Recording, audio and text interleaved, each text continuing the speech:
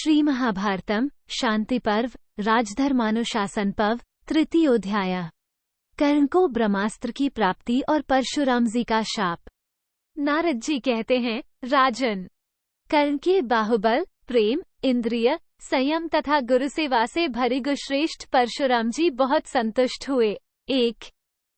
तदनंतर तपस्वी परशुराम ने तपस्या में लगे हुए कर्ण को शांत भाव से प्रयोग और उपसंहार विधि सहित संपूर्ण ब्रह्मास्त्र की विधिपूर्वक शिक्षा दी। 2। ब्रह्मास्त्र का ज्ञान प्राप्त करके कर्ण परशुराम जी के आश्रम में प्रसन्नतापूर्वक रहने लगा। उस भूत पराक्रमी वीर ने धनुर्वेद के अभ्यास के लिए बड़ा परिश्रम किया। 3। तत्पश्चात एक समय बुद्धिमान परशुराम जी कर्ण के साथ अपने आश्रम के निकट ही घूम रहे थे। उपवास करने के कारण उनका शरीर दुर्बल हो गया था। कर्ण के ऊपर उनका पूरा विश्वास होने के कारण उसके प्रति सौहार्द हो गया था। वे मन थकावट का अनुभव करते थे, इसलिए गुरुवर जमदग्निनंदन परशुराम जी कर्ण की गोद में सिर रखकर सो गए। 4-5। इसी समय लार, मेदा, मांस और रक्त का आहार करने वाला एक भयानक कीड़ा, जिसका स्पर्श, डंक मारना बड़ा भयंकर था, कर्ण के पास आया। 6। उस रक्त पीने वाले कीड़े ने कर्ण की जांघ के पास पहुंचकर उसे छेद दिया, परंतु गुरुजी के जागने के भय से कर्ण न तो उसे फेंक सका और न मार ही सका। भरत नंदन, वह कीड़ा उसे बारंबार डसता रहा तो भी सूर्यपुत्र कर्ण ने कहीं गुरुजी जाग न उठे, इस आशंका से उसकी उपेक्षा कर दी। 8।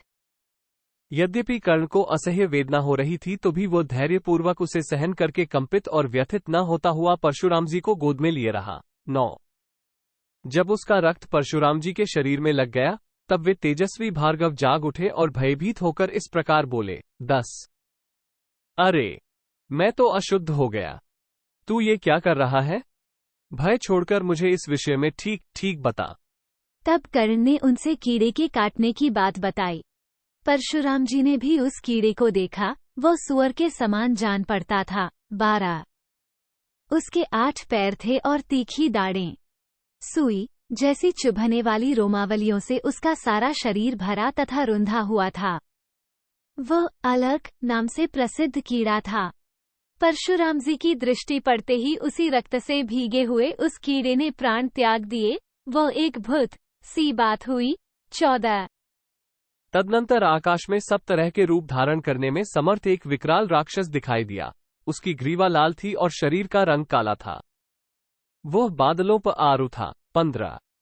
उस राक्षस ने पूर्ण मनोरथ हो हाथ जोड़कर परशु राम जी से कहा, भृगु श्रेष्ठ, आपका कल्याण हो। मैं जैसे आया था वैसे लौट जाऊंगा। मुनि प्रवर, आपने इस नरक से मुझे छुटकारा दिला दिया। आपका भला हो। मैं आपको प्रणाम करता हूं। आपने मेरा बड़ा प्रिय कार्य किया है। 16-17। तब महाबाहु प्रतापी जमदग्निनंदन परशुराम ने उससे पूछा, तू कौन है और किस कारण से इस नरक में पड़ा था? बतलाओ। 18। उसने उत्तर दिया, तात, प्राचीन काल के सत्ययुग की बात है। मैं दंश नाम से प्रसिद्ध एक महान असुर था। महर्षि भृगु के बराबर ही मेरी भी अवस्था रही। 19। एक दिन मैंने भृगु की प्राण प्यारी पत्नी का बलपूर्वक अपहरण कर लिया। इससे महर्षि ने शाप दे दिया और मैं कीड़ा होकर इस पृथ्वी पर गिर पड़ा। 20। आपके पूर्व पितामह भृगु जी ने शाप देते समय कुपित होकर मुझसे इस प्रकार कहा, ओ पापी, तू मूत्र और लार आदि खाने वाला कीड़ा होकर नरक में पड़ेगा। 21। तब मैंने उनसे कहा, ब्रह्म, इस शाप का अंत भी होना चाहिए। ये सुनकर भृगु जी बोले, भृगुवंशी परशुराम से इस शाप का अंत होगा। 22। वही मैं इस गति को प्राप्त हुआ था जहां कभी कुशल नहीं बीता। साधो, आपका समागम होने से मेरा इस पापयों से उद्धार हो गया। 23। परशुराम जी से ऐसा कहकर वो महान असुर उन्हें प्रणाम करके चला गया। इसके बाद परशुराम जी ने कर्ण से क्रोधपूर्वक कहा। 24। ओ मूर्ख, ऐसा भारी दुख ब्राह्मण कदापि नहीं सह सकता। तेरा धैर्य तो क्षत्रिय के समान है। तू स्वेच्छा से ही सत्य बता, कौन है? 25। कर्ण परशुराम जी के शाप के भय से डर गया, अतः उन्हें प्रसन्न करने की चेष्टा करते हुए कहा, भार्गव, आप ये जान लें कि मैं ब्राह्मण और क्षत्रिय से भिन्न सूत जाति में पैदा हुआ हूँ। भूमंडल के मनुष्य मुझे राधापुत्र कर्ण कहते हैं। ब्रह्म भृगुनंदन, मैंने अस्त्र के लोभ से ऐसा किया है। आप मुझ पर कृपा करें। 26-27। इसमें संदेह नहीं कि वेद और विद्या का दान करने वाला शक्तिशाली गुरु पिता ही तुल्य है, इसलिए मैंने आपके निकट अपना गोत्र भार्गव बताया है। 28। ये सुनकर भृगुश्रेष्ठ परशुराम जी इतने रोष में भर गए मानो वे उसे दग्ध कर डालेंगे। उधर कर्ण हाथ जोड़ दीन भाव से कांपता हुआ पृथ्वी पर गिर पड़ा। तब वे उससे बोले, 29। मूढ़, तूने ब्रह्मास्त्र के लोभ से झूठ बोलकर यहां मेरे साथ मिथ्याचार, कपटपूर्ण व्यवहार किया है।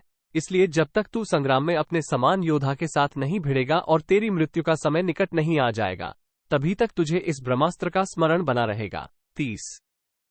जो ब्राह्मण नहीं है उसके हृदय में ब्रह्मास्त्र कभी स्थिर नहीं रह सकता।